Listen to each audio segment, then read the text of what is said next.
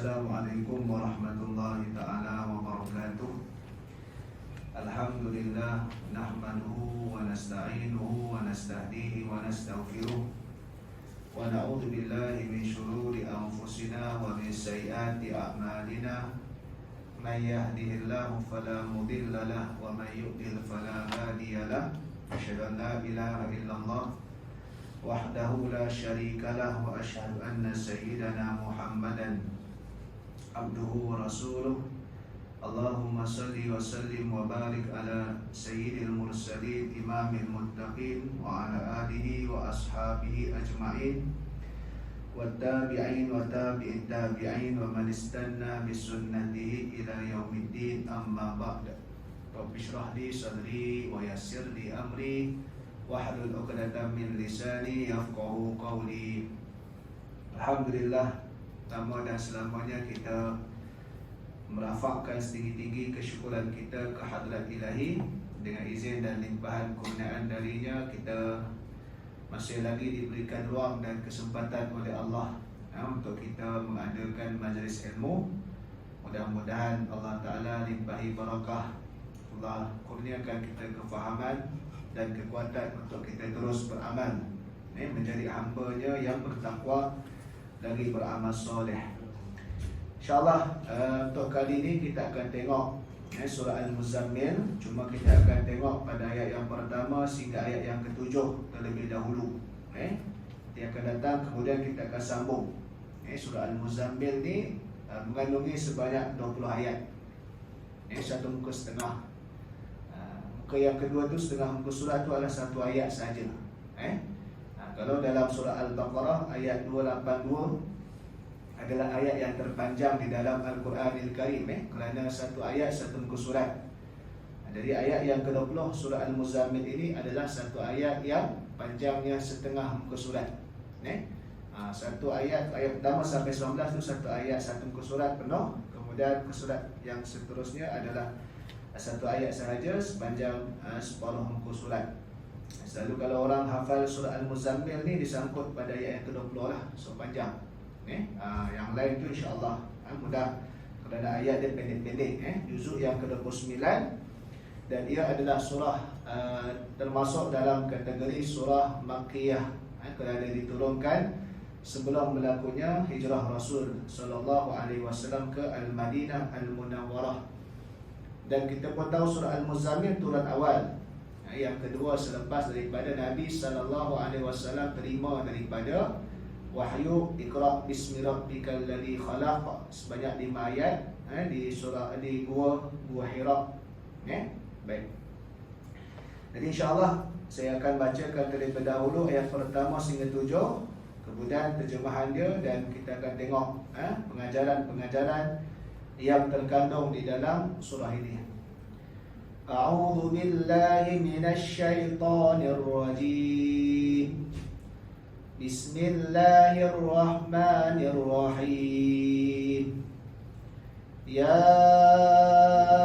ayyuhal muzammil qumil laila illa qalila nisfahu aw yanqus minhu qalila aw zid alayhi warattilil qur'ana tartila. Inna sanulqi alayka qawlan thaqila. Inna nashi'atal layli hiya ashaddu wat'an wa aqwamu qila. Inna laka fin nahari sabhan tawila. Sadaqallahul azim. Ayat pertama sampai ayat yang ke-7.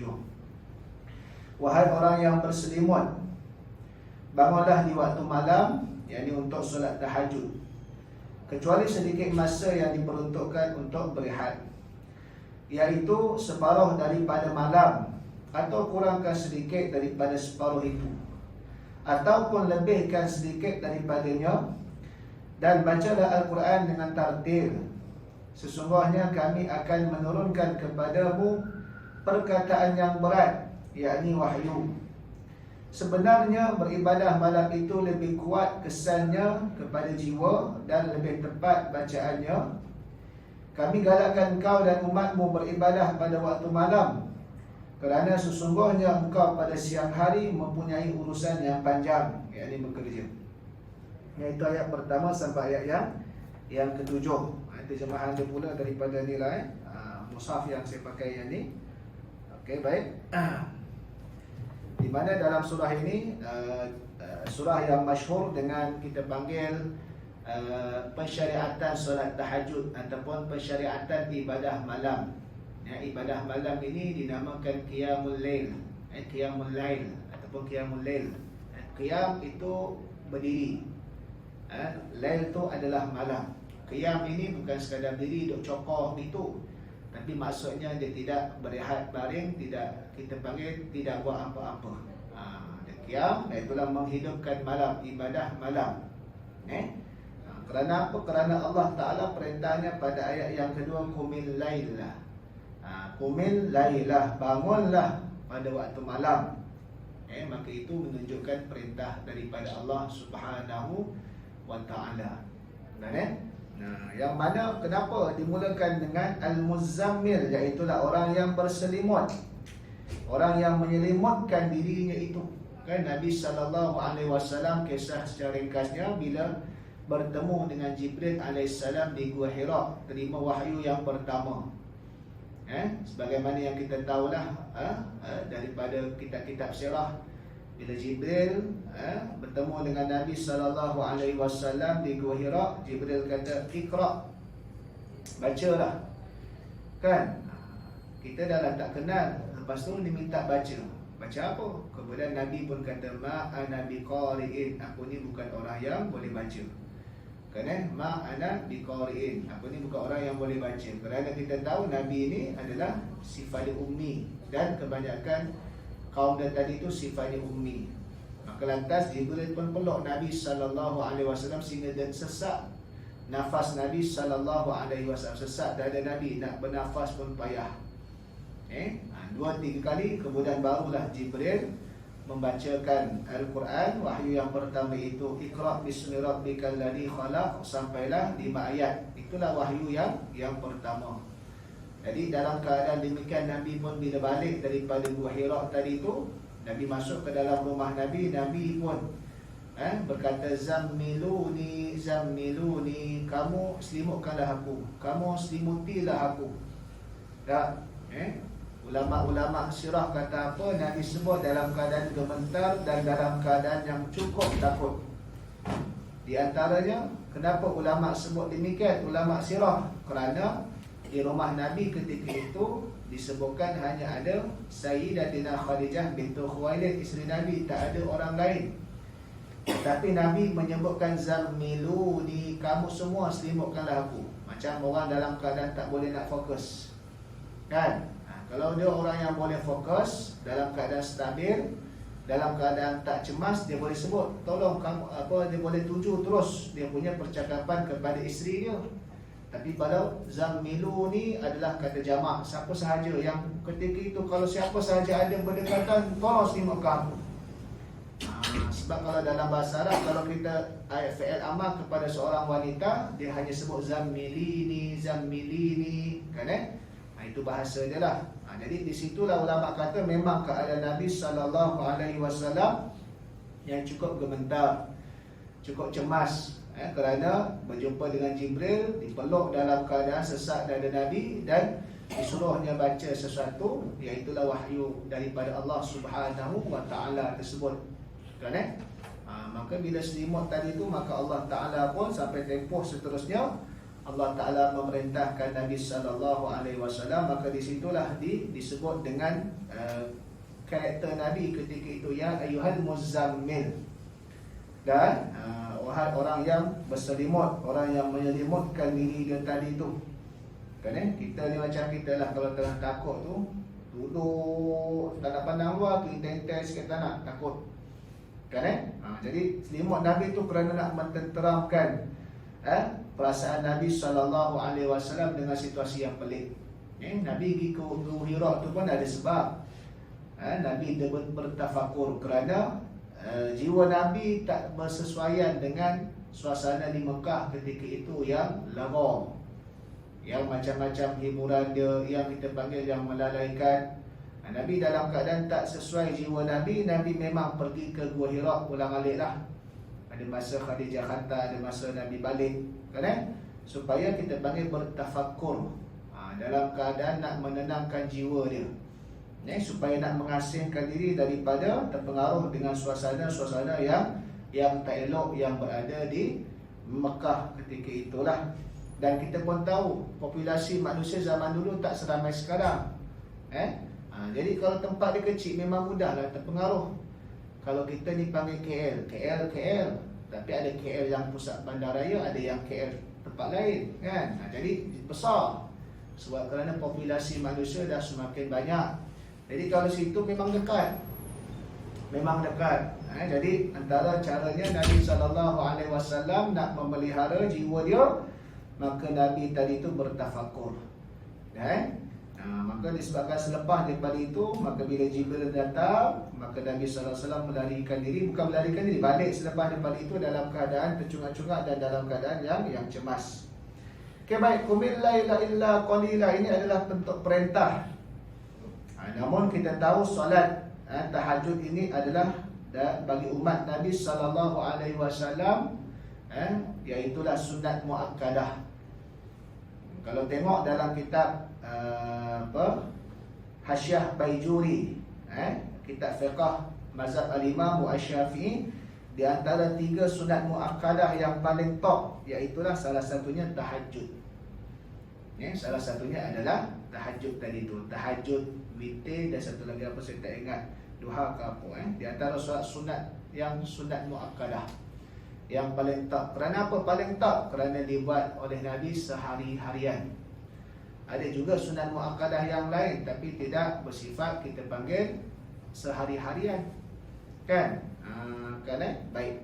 Jadi di sinilah kita panggil perintah ini adalah pada awalnya kepada Nabi SAW wajib, tetapi kepada umat Nabi SAW sunat. Kenapa kepada Nabi SAW wajib? Kerana ia adalah bersifat sebagai salah satunya tarbiyah daripada Allah langsung kepada Nabi Muhammad SAW. Cuma waktu qiyam ataupun waktu ibadah malam ini adalah terserah kepada kemampuan masing-masing lah. Dinamakan qiyam itu yang lebih afdal adalah pada akhir malam. Walaupun malam kita itu selepas isyak sudah bermula dipanggil lewat malam dah, kan? Sebabkan itu bila kita sembahyang tarawih khususnya, kan bila kata salatul tarawih min qiyami syahri ramadhana athabakumullah, salat tarawih itu daripada ibadah malam, menghidupkan malam. Moga-moga Allah Ta'ala memberikan pahala kepada kamu. Itu dalam bahasa Melayu lah, kan? Jadi itu dipanggil solat malam. Tetapi yang afdalnya adalah pada akhir malam. Kerana apa? Kerana yang pertama ada hadis kursi, di mana Allah Ta'ala sebut pada akhir 1/3 malam aku turun ke langit. Dalam hadis kursi secara literal, zahir ayat Allah Ta'ala sebut aku turun ke langit. Tapi dari sudut maksud, ulama kata adalah maksudnya rahmat Allah tu dekat. Ulama memberikan takwilan makna kerana tak boleh nak faham Allah tu secara berjisim yang memenuhi tempat. Jadi kalau turun di langit ni takut nanti ada jihad, ada sudut. Maka itu adalah satu yang bersalahan dengan laisa kamitslihi syai', iaitulah daripada sudut akidah Ahlussunnah wal Jamaah. Jadi secara teks zahirnya begitu terjemahan dia, tapi maksudnya adalah rahmat Allah sangat dekat. Itu yang pertama.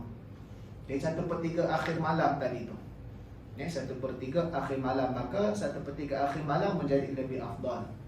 Yang keduanya kerana apa? Kerana ada hadis Nabi SAW yang mencadangkan dan mensarankan siapa yang berkemampuan, iaitulah Nabi kata apa? Akhiru solatakum bil witri, kan? Akhirkan solat kamu tadi itu dengan witir. Maka itu pun bukanlah bermaksud wajib, tapi bermaksud yang kalau boleh yang terbaik. Kalau tak mampu, bangkit-bangkit dah azan, lebih baik kita sembahyang awal, lepas isyak, kan, lepas solat sunat ba'diyah, sembahyang sah saja. Isu afdal tak afdal. Hukum asal memang akhir afdal. Tetapi kalau berubah keadaan, kalau daripada dia tak bangkit, afdalnya sembahyang. Kan, itu kita panggil flexibility dari sudut pelaksanaan yang tidak difikskan oleh Islam tadi itu. Kan, maka bila Nabi SAW sebut akhirkan solat kamu tadi itu dengan witir, maka di situ adalah secara harian hidupnya permulaan solat adalah dengan subuh. Maka akhirkan iaitu sebelum subuh lah kita buat witir tadi itu. Walaupun kiraan hari kita dalam Islam bermula maghrib, kan? Sebabkan itu ulama ada berbeza pendapat berkenaan dengan ayat Quran, hafizu 'alas salawati was salatil wusta. Peliharalah akan solat-solat dan juga solat pertengahan. Maka solat pertengahan yang mana satu? Ada ulama kata yang iaitulah subuh. Kerana mengambil kira masuknya hari dalam Islam bermula tenggelam matahari maghrib. Bila maghrib, isyak, subuh yang tengah-tengah. Ada ulama kata iaitulah pada asar, kerana mengambil kira permulaan pada subuh tadi itu solat permulaan kehidupan, iaitu pagi, iaitu subuh, zuhur, asar.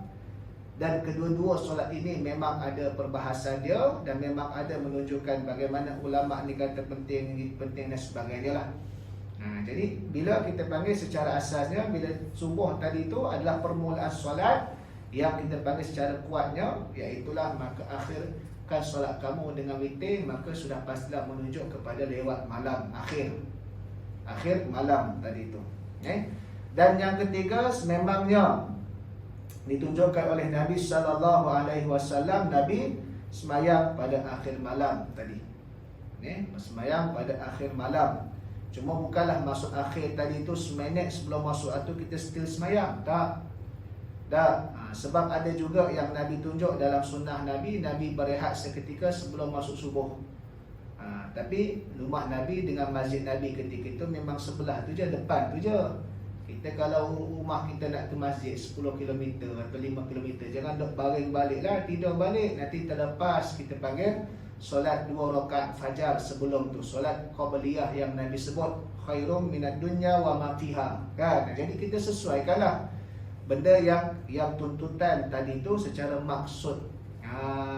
Nanti bolehlah.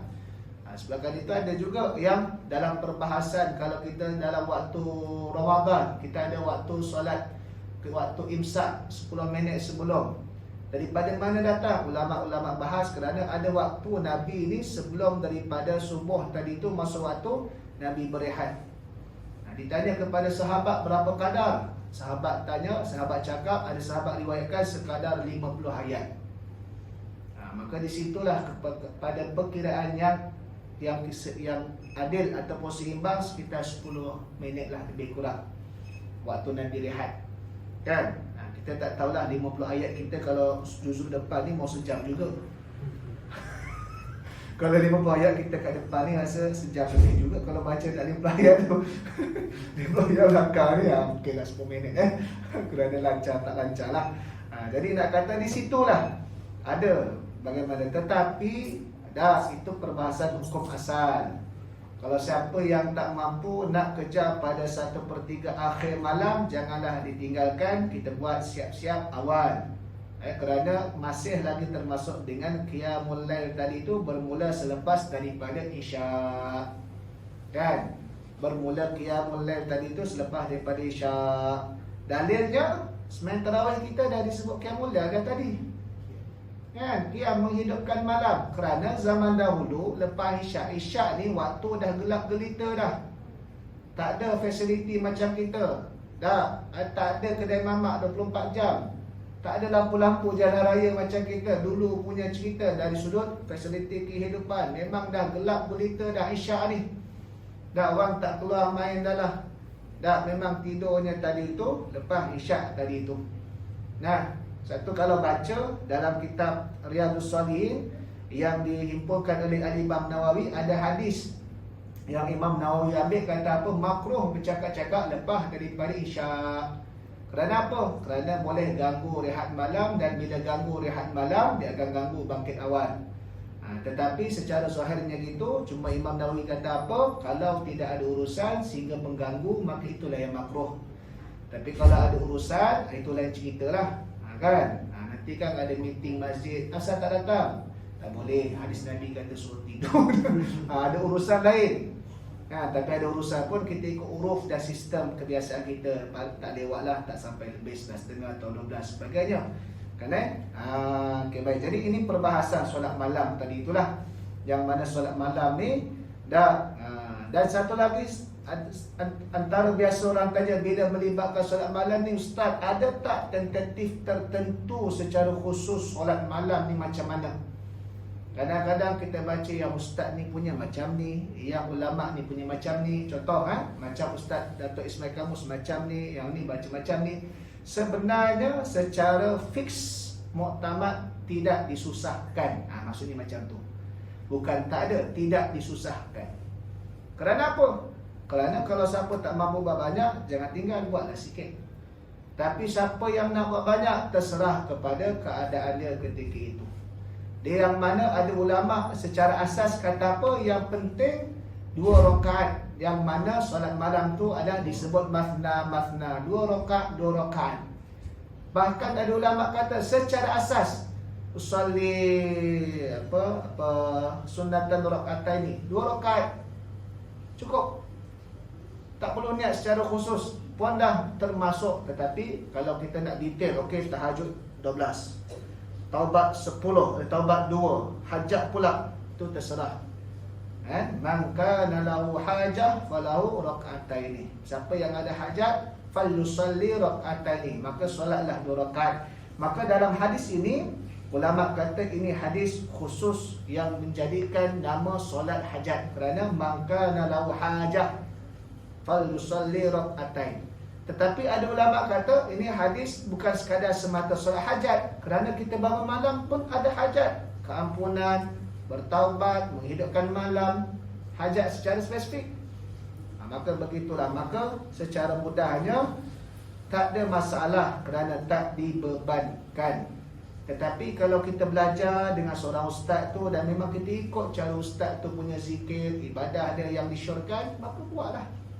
Kan? Maka buat. Dia memang ikut ustaz tu daripada awal dah beberapa tahun. Ustaz tu ajar zikir-zikir. Ustaz ni ada ustaz yang jenis mengajar kerohanian dari sudut cara perjalanan ibadah.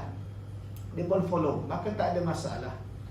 Kalau macam saya tak mengajar perjalanan zikir, saya mengajar maksud kehidupan kita berzikir. Ini kita panggil pengetahuan lah. Yang tu mengajar, okey, kalau sakit baca gini. Dia pun ajar berdasarkan dia punya tentatif yang dia telah disiplinkan diri dia. Maka dia sharekan kepada anak murid dia tadi tu. Tak ada masalah.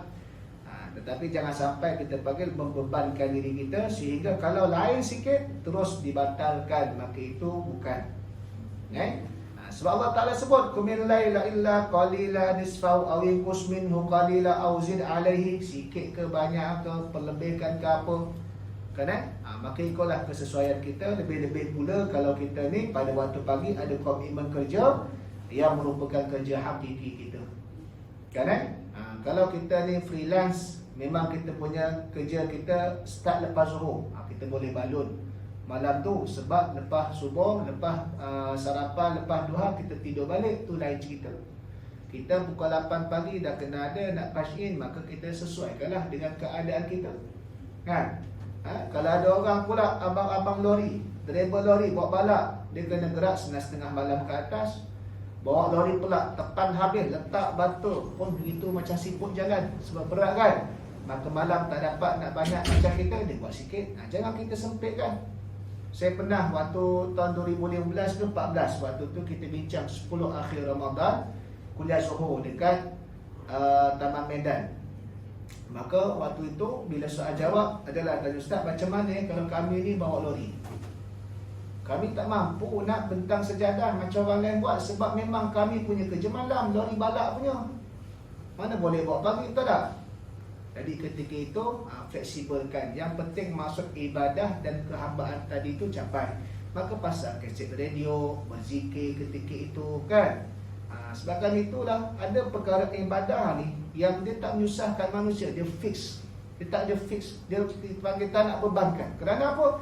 Kerana walaupun kebanyakannya macam ini, tetapi yang sikit tadi itu tetap diraikan. Kan? Begitulah. Maka begitulah kita juga. Kalau kita terlampau straight sangat sampai kita tak buka ruang, nanti akhir sekali menjadikan orang lari daripada Islam. Orang kata payah Islam ni, sedangkan bukan kita bermudah-mudah, tapi kita panggil inilah flexibility Islam tadi tu, yang membawakan satu solusi semua orang boleh nak beramal tadi tu dengan disiplin-disiplin dia tadi tu.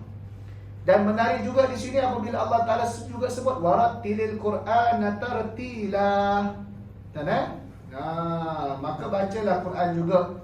Maka di sini juga merujukkan antara waktu yang kita panggil yang terbaiklah baca Quran, terutamanya kalau orang yang menghafal Al-Quranul Karim. Maka waktu pagi itu adalah waktu yang paling baik kerana masih lagi fresh. Tapi zaman sekarang ni tak tentu juga tuan-tuan. Kadang-kadang bangun sebelum subuh pun otak dah serabut. Sebab apa? Tengok handset. Bangun tengok pasukan dia kalah bola. Memang serabut dia lah. Dulu kalau bangun sebelum subuh tu otak fresh lagi sebab tak tengok. Kan? Jadi waktu pagi kalau boleh jangan serabutkan dengan dunia dulu. Mulakan hubungan dengan Allah. Kan? Sesibuk mana pun, melainkan benda tadi tu orang telefon emergency, maklum-maklum meninggal, itu lain cerita lah. Ni kalau tak ada apa-apa, kadang-kadang kita ni dah scroll 2-3 kali apa sebagainya, maka tadi adalah rugi masa. Sebab kita nak dapat rahmat Allah yang dekat tadi tu. Dan kalau Al-Imam Syafi'i menunjukkan tak semestinya dengan solat, zikir ataupun yang baca Quran secara khusus. Buatlah apa-apa sahaja ibadah yang dikira ibadah di sisi syarak. Imam Syafi'i dia menuntut ilmu, dia mulang kaji ilmu. Kan? Dibahagikan pula kepada tidurnya, ibadahnya, kemudian dengan ilmunya tadi tu. Itu beza. Jadi samalah juga tengok keadaan kita. Kalau student-student bangun pagi, maka selepas semaya pulang kaji. Kita tak adalah ulang kaji mana sebab tak ada exam. Cuma mungkin lepas tu kita tengoklah apa hal-hal yang berkaitan yang kita tak selesai malam tadi, contoh. Kan maka di situ adalah bagaimana kita menguruskan masa kita tadi tu dengan cara yang baik. Supaya kita nak memperolehi pahala, serta di antara kelebihan atau kekuatan ibadah malam ni. Kerana apa? Kerana disebutkan iaitulah pada ayat yang ke-6, iaitulah sebenarnya ibadah malam itu lebih kuat kesannya kepada jiwa dan lebih tepat bacaannya.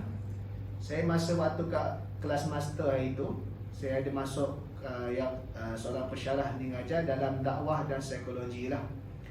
Dia ada cerita lah artikel daripada psikologi barat punya ni, bukan orang Islam punya, artikel daripada barat. Dia buat kajian comparison psikologi Islam, Muslim dengan yang bukan Muslim lah. Dia kata kalau seorang Muslim tadi itu, dia kata ni orang yang bukan Islam ni, kalau seorang Muslim tadi itu benar-benar melaksanakan apa kehidupan Islam dalam hidup dia dan jadikan solat malam sebab dia ada ibadah malam tu, maka orang Islam ni takkan kena kita panggil depression ataupun penyakit mental. Kerana apa? Kerana waktu malam itu adalah waktu umat Islam ni mengadu kepada Tuhan dia dan menyerahkan segala-galanya. Kan? Kerana apa? Kita bekerja, kita berusaha, kerana itu adalah ikhtiar kita yang diperintahkan untuk kita berusaha. Tetapi kita meyakini berlaku sesuatu itu atas izin Allah. Kita buat bordernya sini, sampai sini ya. Kemudian kita serah pada Allah Ta'ala. Tapi kalau kita buat border sini, kita nak melepasi border dia, nak pasti, maka di situlah akan berlaku depression tadi itu. Sebab di luar bidang kuasa kita dah. Kan? Maka di situ umat Islam ni mengeluhkan waktu malamnya kita menangis, bermunajat kepada Allah, sama ada menangis dalam sujud yang terakhir ataupun kita menangis dalam kita selepas sembahyang, kita menadah tangan kepada Allah sebagainya. Maka sebenarnya benda tadi itu adalah benda yang melegakan bebanan jiwa umat Islam tadi itu secara kita panggil asas. kan, secara asas tadi itu. Kerana kita tahu Allah Ta'ala yang maha berkuasa tadi itu. Maka di sinilah, bukanlah bermaksud kita sembahyang malam ni kerana psikologi semata. Itu adalah dia punya hasil dia, macam puasa lah. Bukan maksud kita puasa ni nak turun berat badan.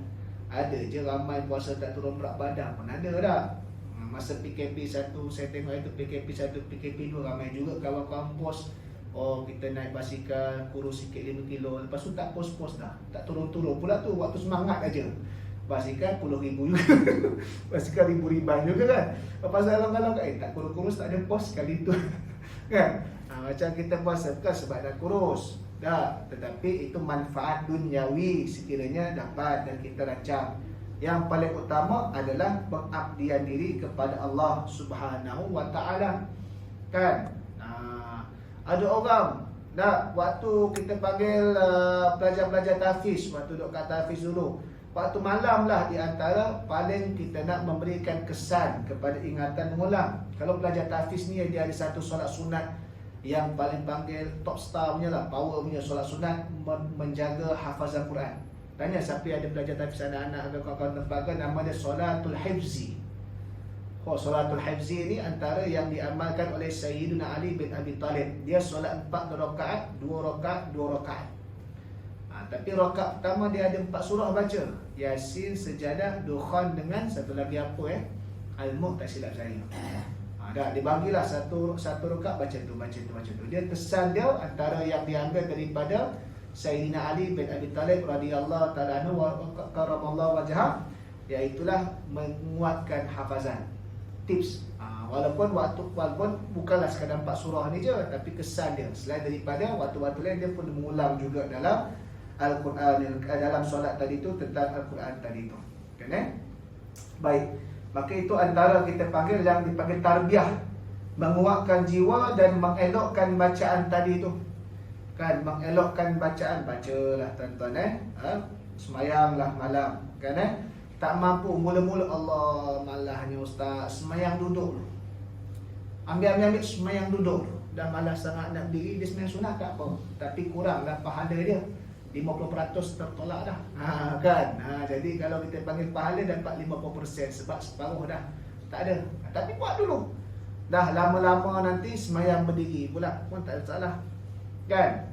Semayang tu paling tidak, ustaz witir 1 rakaat sah tak? Sah, tapi tak afdal, sebab witir ni 3 rakaat tu yang afdal paling minima. Tapi 1 rakaat sah. Malam-malam 1 rakaat dululah. Tapi takkanlah dah sampai umur 61 rakaat lagi. Itulah pasal awal-awal tu boleh lah. Tu dia kena sikit-sikit. Lain lah kalau kita ni lahir-lahir dah terapung, maksudnya wali. Lahir-lahir tu terapung dah, nurse tak pegang. Cik, anak cik terbang sendiri ni. Tahap wali daripada bayi, lain lah cerita. Ataupun mak ayah kita ni memang tok guru besar kat tempat tu. Kita pun masyarakat awam je, nak berlatih jadi baik, nak berusaha sikit-sikit, okey lah kan. Lain lah ada, ayah ada memang serban tebal, tongkat, tok guru pondok, lain cerita lah daripada awal kan. Macam saya baca ada Habib Yaman, dia kata dia latih anak dia, dan dia kongsikan, latih anak kamu ni waktu tahajud tu bangun, tapi jangan suruh dia main dan jangan suruh semayang, bagi dia main dulu. Kalau anak kita umur 4 tahun, 10 tahun, bangun, pukul 4:30 bangun, buat apa ya? Pergi main PlayStation.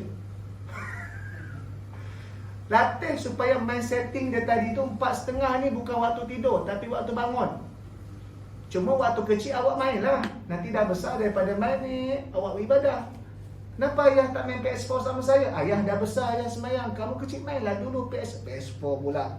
Apa PS5 sampai sekarang. Mari sender PS4 bukan lama sangat zaman PS5. Apa? Jangan pula kita yang kejut, kita pula yang main PS5 sekali dengan dia. Kita cuma nak bentuk habit dia tadi tu. 4:30 bangun, 4:30 bangun, itu habit dia. Macam kita lah parenting yang selalu ajar. Macam mana kalau waktu sekolah kena pukul 10 gelapkan rumah, nak didik anak 10 tidur. Walaupun tak tidur lagi, mula 2-3 bulan tu 10 tidur, 4:30 baru tidur. Ni nyembang lah apa-apa. Nak latih habit. Jadi habit tu ada ajaran. Jadi kita ni sesuaikanlah benda tu bagus. Kalau kita tak mampu nak direct macam dia, sebab dia dah habib, dia dah memang orang yang baik, waliullah sebagainya, kita follow sikit-sikit. Dah macam tadi itulah, tak mampu nak semayang lama dulu, semayanglah duduk dulu, tak ada masalah. Kan teman duduk dulu, tak ada masalah. Tak mampu nak jadi duduk lama atas tikar sejadah, Allah lamalah nak semayang ni. Duduk tikar sejadah, tepi tu letak makanan, kopi apa sebagainya. Habis 2 rakaat, santai dulu kan. Baru seronok kan. Saya pernah ingat ada satu tempat dekat Sepang ke apa, Sepang ke dekat, tapi lama lah punya cerita ni. Kan, semain tarawih. Dia buat 20. Tapi lepas 8 tu makan dulu. Moreh dulu, dia ada moreh 2 kali. Moreh waktu rehat 8, jadi siapa yang memang buat 8 je, dia moreh dia balik. Biasanya banyak macam tu lah. Tapi ada juga kita panggil yang sama, memang dia buat 20. Lepas makan, murtabak lah apa, sama pula. Cuma yang tak makan mana imam lah. Imam tu tak makan, kita bukan kena baca apa pun, kita gitu je. Kan? Tapi orang sambung. Saya tak ingat lah surah tu, surah Jumaat tak silap. Tapi memang gitulah, dia surah pun aktif ni sebagainya. Tapi memang dah cantik, dia santai lah. Dan kadang-kadang kita ni mengejar, tapi kita tak santai, saya beban. Bukanlah nak suat macam tu, tapi teknikal masing-masing. Sebab apa? Tarawih ni daripada selepas isyak sampai sebelum subuh. Kita punya setting, tarawih ni 10.30 mesti habis. Lepas 10.30 tak boleh dah. Itu yang kalau siapa yang musafir malam balik kampung, naik bas pukul 9 sampai dia punya kampung 5.30, subuh pukul 6, dia tak sembahyang tarawih dah. Tak apa? Dah pukul 5.30, tarawih apa? Rugilah. Naik bas pukul 9 memang tak dapat nak tarawih, sebab atas bas. Kan? Tapi 5.30, setengah jam, ambil lah sikit 8 rakaat, baca Fatihah je rukun. Sebab tarawih ni setahun sekali lah. Tu muakkadah yang bersifat setahun sekali. Kan? Kalau orang yang mengaji lebih sikit dalam bab solat sunat, maka sembahyang atas bas boleh. Sebab apa? Kiblat solat sunat atas kenderaan ikut arah kenderaan. Solat sunat ingat, sunat bukan wajib. Tak ada masalah. Jadi benda tadi tu Islam dia sebenarnya ada dia punya solusi dia. Sebab itu bila kita belajar, maka barulah kita akan tahu bagaimana dalam kita nak melaksanakan perkara tersebut. Jadi solat malam pun sama. Susun apatah lagi sekarang ni waktu subuhnya dah lewat. Waktu subuhnya lewat tadi tu, maka dia memberikan kelebihan kepada kita untuk dapat fadilat solat malam, termasuklah solat sunat qabliyah daripada subuh tadi tu. Jangan tertinggal dari sudut tadi itulah. Usahakanlah dari sudut kita panggil untuk buat ibadah-ibadah ini, kerana memang ayat yang ketujuh yang terakhir itu, kenapa Allah Ta'ala sebutkan demikian? Allah Ta'ala kata apa? Kerana sesungguhnya engkau pada siang hari mempunyai urusan yang panjang, sibuk bekerja. Maka Islam ni agama yang realistik. Dia tak paksa tinggal kita kerja, tak payahlah kerja dunia. Dia tak ada kata macam tu. Kerja-kerja lah. Yang penting niat betul, kerja yang patuh syariah. Kemudian benda tu nak asasnya keperluan nafkah. Maka bila malam, lah kita panggil. Maka Islam ni adalah agama yang realistik. Dia tak menyuruh manusia ni jadi malaikat, kerana fitrah berbeza. Kita ni kadang-kadang bila nak jadi baik tu seolah-olah macam nak jadi malaikat. Tak betul. Malaikat ada fitrah dia, kita manusia ada fitrah kita. Kita hanya disuruh jadi manusia yang soleh dan bertakwa tadi tu. Kan sahabat Nabi pun bila jumpa Nabi kata sa'atan, satu masa relax lah. Dan relax lah tadi tu.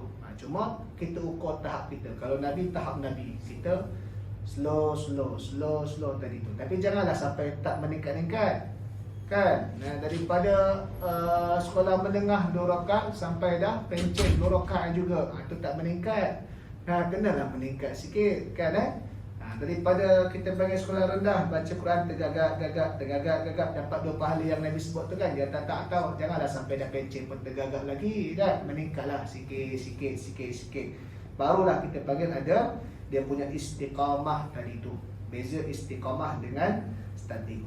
Baik, insyaAllah itu saja. Nanti kita akan sambung lagi pada seterusnya berkenaan dengan surah Al-Muzammil. Cuma perbincangan panjang tadi itu tentang Qiyamul Lail, kerana memang surah ini adalah surah yang membicarakan secara langsung dan secara khusus tentang ibadah malam Qiyamul Lail tadi itu. Mudah-mudahan Allah Ta'ala berikan kita kekuatan dalam melaksanakan ibadah malam dan memberikan kita nikmat dalam melaksanakan ibadah tersebut. Sekadar itu saja aku qauli hadza wa astaghfirullahal azim li wa lakum. Wassalamualaikum warahmatullahi taala wabarakatuh.